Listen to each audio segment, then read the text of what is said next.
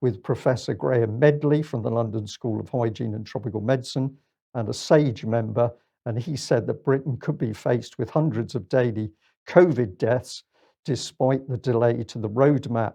Well, Gove was interviewed. Let's have a little look at this video clip and see what Gove had to say.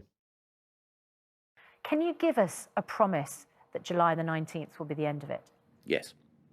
Well, that's absolutely categoric. I thought we were being led by the data, not the dates. Yes, and the data shows that we should be in a position to have vaccinated so many people by that date in July that we will be able to lift restrictions. Now, you know, none of us can predict the future with 100% certainty. There could be something bizarre and unprecedented that occurs. Well, So that was is it a yes or not? that was a pretty quick about face. So yes, no, yes, no. So what's the truth? Well, we're not going to get truth out of the government. Now, we'd just like to give a special mention to Resistance GB, the team that took the footage of the BBC reporter. They've been doing some really good work. They were kind enough to give us a statement, which we'd like to read out very quickly. From what we could see, this is Resistance GB talking, from what we could see and confer, police weren't worried about Nick Watt, given that anti-lockdown events are in our significant experience of covering them almost entirely peaceful, and as it transpired, he was entirely unharmed. What concerns us more is the utter lies and hypocrisy from government, who have systematically, violently attacked independent journalists, ourselves having been threatened and assaulted by police on Monday, and nearly all of our colleagues having been threatened or violently and unlawfully assaulted many previous times. Yet what we face completely pales in comparison to the false imprisonment and torture of Julian Assange, the most famous journalist in the world, currently held in Belmarsh prison away from his wife and family for telling the truth. Boris Johnson has stated that journalism is the lifeblood of our democracy, yet he and Priti Patel, who also made a statement, are some of the foremost people in the country responsible for violent attacks on journalists and the suppression of free press. Anybody can find footage of Julian Assange being dragged out of the Ecuadorian embassy. What's happened since is far worse. That is what a journalist being abused, that is what a journalist being abused in the UK looks like. Since Monday, the mainstream media has repeatedly requested permission to use our footage to frame a dishonest narrative. We told them all to get stuffed. They've lied about numbers of protesters by a factor of 1,000. They've lied about protesters attacking police who've assaulted them. They've lied about the illegal and unconstitutional lockdowns that our ancestors did not fight through 2 world wars to see imposed. We've turned down thousands of pounds in commission out of principle. Instead, we've offered our footage for free to the UK column, Unity News Network and Russia Today for principal coverage. We've noted what's truly going on in our country. Regardless, many mainstream media have chosen to steal our footage regardless and use it without permission. This only serves to underline the sheer arrogance of the mainstream, that they'll simply take what they want, regardless of whether it belongs to them, in order to feed their narrative. If the mainstream told the truth and did honest journalism, then we wouldn't exist, nor would the growing skepticism of nearly everything they say. We're coming for their jobs and we'll just keep coming. Alex. I'm sincerely impressed by Will and Laura running Resistance GB in that way.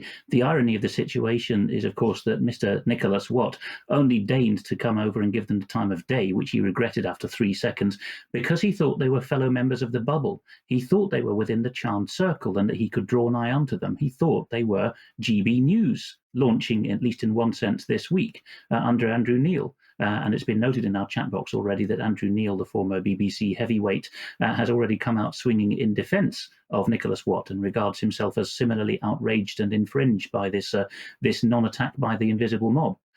So that's an irony of the situation. As soon as he realized it was what he would regard as plebs from the new media, he turned his back on them and said, "Oh, I'm only reporting. I'm not here for anything else." Deeply ironic. Also, the point you made just there, Brian, about the nicking of coverage. This has happened to us as well, and I dare say to Unity News Network and RT, the others who were given the honourable mention by Will and Laura. In our case, at least one instance I can bear in mind, I can recall, is that Chloe Hadjimatheo, of course, of the BBC, nicked some of our interview with Vanessa Beeley in order to put together a hit piece, a hatchet job against her. And Mike, in that case, you might want to talk about it. You challenged her, and she came out with utterly spurious grounds, claiming fair use, which ignored any sense of journalistic usage. Well, yes, could very strongly make that argument, but we see rules for the mainstream being, well, they view themselves with big legal teams, and they don't need to worry about what they take from smaller organizations. Yeah. So we just finish off Resistance GB because Will and Laura were kind enough to let UK Column have some of the email exchanges with some of the bigger media companies. So let's have a look at what happened when Aaron Moy from BBC Westminster emailed them. "Hi, I work for BBC Politics and we're interested in potentially using a still or a clip from this footage. Are you able to grant us permission to use, please? Thanks, Aaron Moy, BBC Westminster." And he was given this reply. "Hi, the BBC is funded through fear, violence and intimidation. You consistently lie about the criminal and unconstitutional lockdowns illegally imposed by the government when hundreds of thousands of people marched on the streets for their freedoms a few weeks ago. You declined to cover it. If you wish to do journalism, then we suggest you do what we do. A, tell the truth, and B, set up your own media organization that people can either pay for or donate to. We suggest that you highlight the continued torture and false imprisonment of Julian Assange, the most famous journalist in the world, who's currently locked in Belmarsh. To clarify, you do not have permission to use our footage." And let's give you another one. This is from Jenny Hauser from Eurovision. "Hello, I'm contacting you from the European Broadcasting Union about the video of the BBC reporters being chased away at yesterday's protest. Could we get permission to use this video in news reports with a courtesy? Our terms are here." And the reply was, "If you want to do journalism, then we suggest you make a product that people aren't forced to pay for by government and that they choose by their own free will to buy or donate to as we do. If you follow our work, maybe you'll learn how to do your jobs properly. You people fund yourselves off fear and intimidation. The people hate you, and rightly so. No, you do not have permission to use our video." And the last one here, this is from Luke Dolan. This is from LBC. "Good afternoon. I hope you're well. My name is Luke Dolan. I work for the Global Video Desk in London. Would it be okay for LBC to use this video in our website player apps and social channels with full credit to you? Kind regards, Luke Dolan."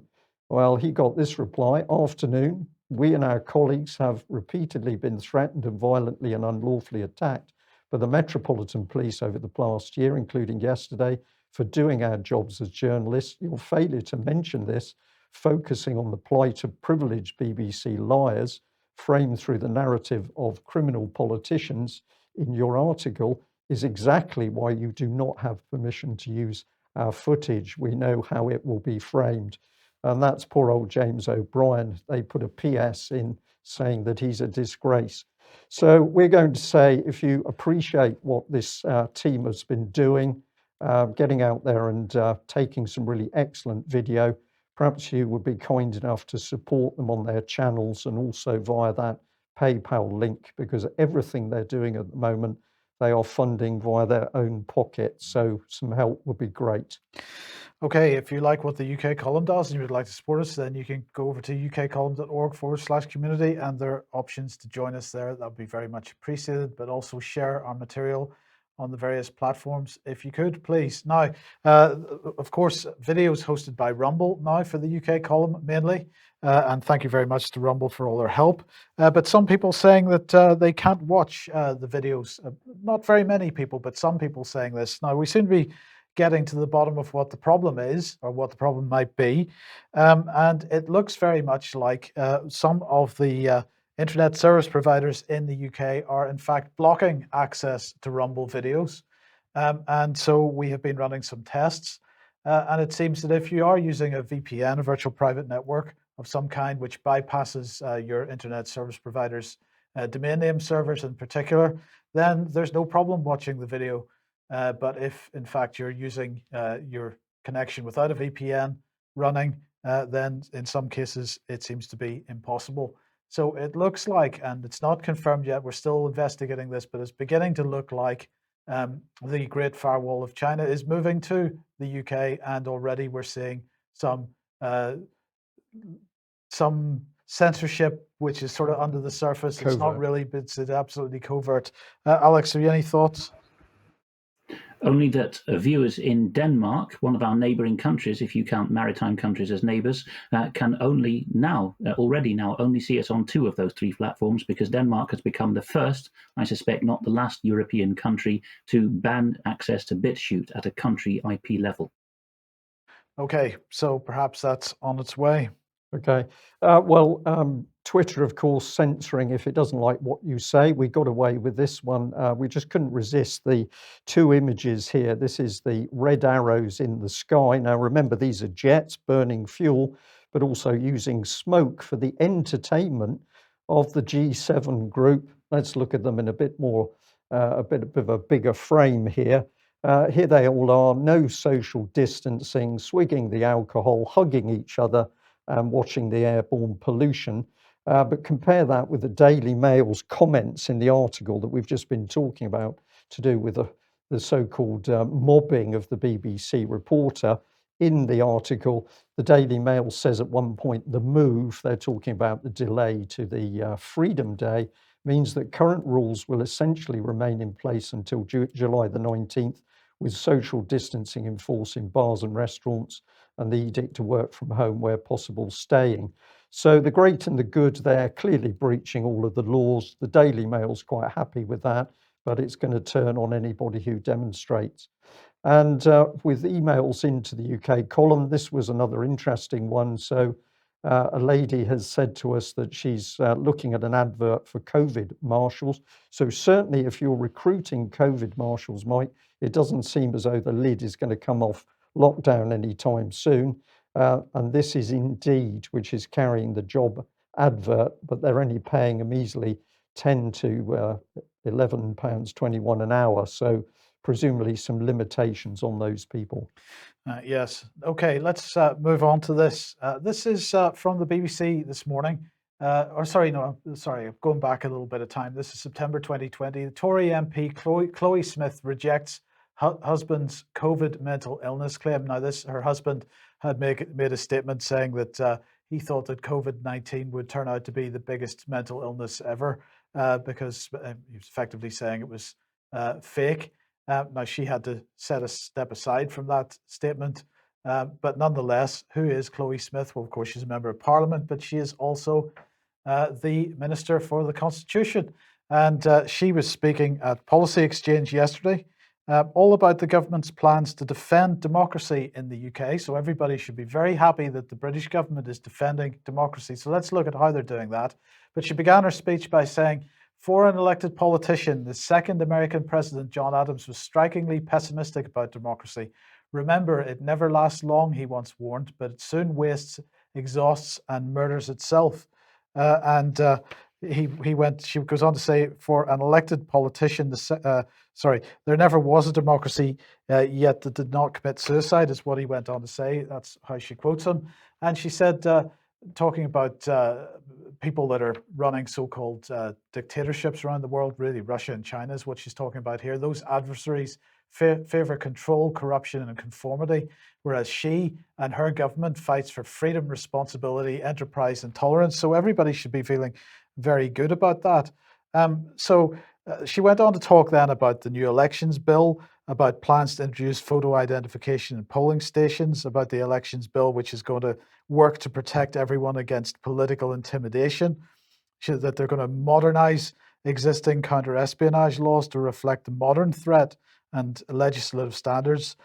These proposals, she said, will create new offences, tools and powers to detect, deter and disrupt hostile activity targeting the UK. They're going to seek views on Official Secrets Act reforms, so they're going to shut down any whistleblowing.